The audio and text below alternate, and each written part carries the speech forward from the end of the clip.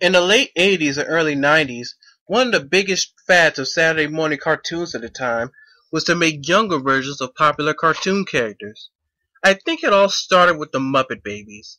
Once that show became a hit, Hanna-Barbera and several other studios began developing shows featuring younger versions of their most famous characters.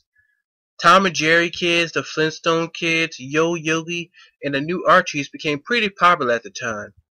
So naturally, Hanna-Barbera decided to make younger versions of the Scooby-Doo cast, and a pup named Scooby-Doo. Debuting in 1988, this series followed the formula of the original Scooby-Doo Where Are You series, but with the characters as young children. They still solved mysteries in their hometown of Coolsville, involving ghosts and monsters who were always bad guys in masks. A lot of people seem to really love this version, and yeah, I can't blame them. It does a really good job satirizing the old show while becoming its own thing too.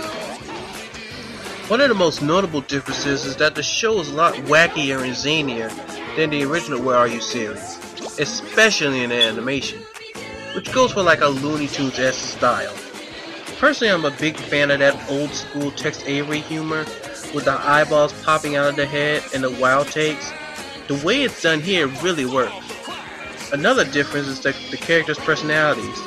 While Scooby and Shaggy are their old selves, Daphne is a spoiled, smart-mouthed rich girl obsessed with fashion. Velma is still the brains but barely talks at all.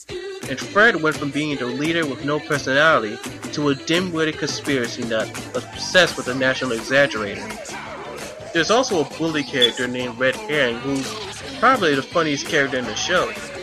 And keeping up with the tone of the series, the ghosts and monsters were pretty goofy and over the top, like a monster made out of molten cheese and the ghost of a dog catcher. The series was also good at poking fun at the original series, like many of the fourth wall breaks and references to the cliches of the original series.